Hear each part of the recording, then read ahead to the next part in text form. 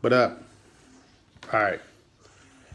So what we're doing is we're answering the question of why is a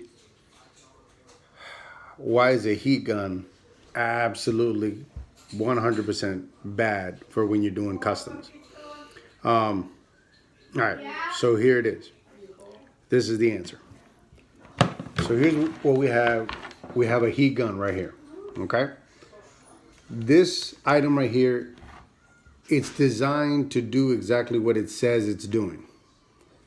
And that is to, oh, Tony, checking in on the video. You're about to learn some things. We're customizing it, but look at Talon. Check out the feed. It's the work in progress. Check it out on my feed. Anyways, all right, let's get back to what we're here for.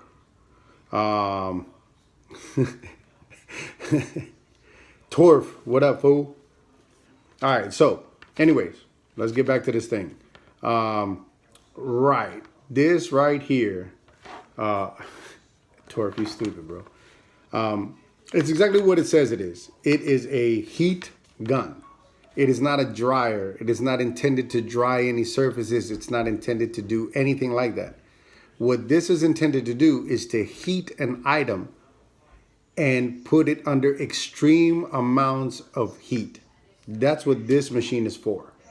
It is not intended to dry anything. Now, here's what happened. I'm gonna give you real information today. And this is just a tidbit of the stuff that we're gonna be talking about in the class that we're doing on the 21st. But anyways, this is designed to produce heat. This is your average $13 run-of-the-mill air dryer, hair dryer. Now, think about it. It's a blow dryer. Listen to it. It's meant to dry surfaces. So this is what happens. Am I back? I'm trying to come back. Am I back? Am I back? Can anybody hear me? Am I back? I'm back. All right. Can you see me though? You can see me? Yes? Okay. Awesome. All right. So, all right. Anyways, here's what happens to waterborne paints when you use a heat gun. You're trying to get the moisture to evaporate off of the surface.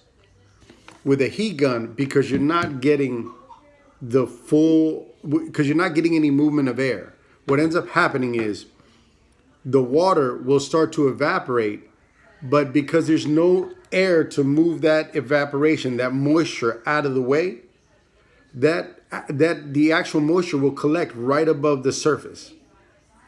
And also, just like we discussed a second ago, this is to produce extreme heat. So you're not doing a good job of taking this moisture away from the surface, because if you were to magnify your surface, no matter how slick you think your paint jobs are, you're still going to have bumps on the surface. These bumps at a magnification level that's very high will create pockets. As you start to heat the water, the moist air will actually collect in those pockets.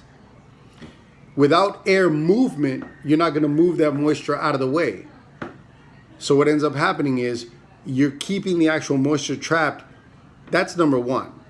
Number two, because you're not getting a lot of air movement, you're only heating the top layer. You're not actually getting that evaporation out of all the other layers. What will end up happening is you're going to get an item that if you flex test it, it's going to seem very flexible. Well, the reason that it's so flexible is because it's not really grabbed onto the surface. You've cured the top layer without allowing the drying process to occur on the other layers.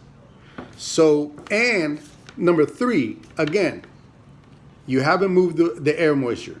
You haven't allowed the process of drying to actually happen. You've only cured the top layer. And at the same time, you run the risk with a heat gun of overheating the surface and actually melting whatever it is that you're working on, or damaging it, burning it. If it's actual leather, you're going to end up burning it, charring it. And what happens to leather when you char it is you end up making that leather brittle. And even if you're able to cover up your mistake with paint, it's going to ruin that customer's, or it's going to ruin your own pair. It's going to ruin it. It's going to ruin even on low setting. Remember, the key here when working with water is that you need to move air. These things don't move air. They heat. They move very little air. And I'll give you a good example of how you yourself can feel this. If you're at the pool and it's hot and humid, and you get out of the pool, you feel hot, but you don't dry off. If you're at the pool and you get out of the pool and it's a warm, dry day with a little breeze, I know it's happened to all of you. You get that cold chill when you get out of the pool, when that air hits you. The reason is it's a chemical reaction that's happening as that evaporation process is occurring. Your skin is getting cold because moisture is leaving off of the surface.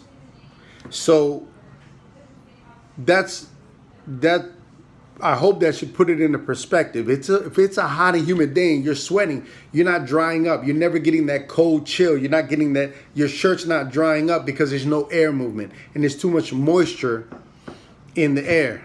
You stupid. Simple, cheap blow dryer, $13, $12. CVS, Walmart, any of those places. Bro, don't use a heat gun when you're doing customs on shoes, period.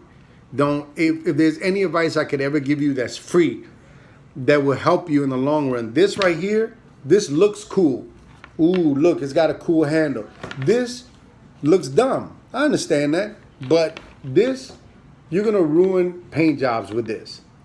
This is all you need right here. Don't spend $20, $18. Even at Harbor Freight, they're still more than a dryer. This cheap $13 dryer, it's the air movement that's more important. This right here, you're going to end up drying the surface. Yeah. Yes. That's why I shared De Jesus. My man De Jesus is in the house. But that's why I don't mind sharing, bro, because it's all... Look, for those of you that don't know, I've been airbrushing since I was 11 and I'm 42. Do the math. I got 31 years. But I've also worked with automotive paint. I've worked with waterborne automotive paint. I've painted all of that stuff. But what you got to get used to, what you got to understand is different paints require different things. I will save this, no problem. I will promise you I'll save it so you can refer back to it. But yeah, man, use the dryer. It's the movement of air that's the most important thing. Plus, a lot of them have these settings where you could hit cold air. You could do low, high, and then you could do hot, medium, or cold air. You'll see, man, if you've been using a heat gun, you're asking for trouble. And I don't care, oh, I'm a professional, da-da-da. Shut up. You're gonna ruin something. I guarantee you. Not only that, but if you're working on leather with a heat gun, I promise you, you're giving a product that's gonna get brittle, and it's like anything else, man. If you ever burned your skin, if you have ever done that, it flakes off, it peels off. It's the same thing. When you're working on leather, if you burn it, you might be able to cover up the error with paint, but you're gonna give your customer, you're gonna give yourself back you're gonna give yourself a crappy product. Don't use the heat gun. That's what I'm trying to tell you. Don't use the heat gun. You need to chuck that joint in the trash can, bro, or cook a burger with it, or make a sandwich, a grilled cheese. That's all. Look, a lot of the places, they sell this for work on cars. This is to heat up like Bondo and urethane paints and enamel paints and things like that.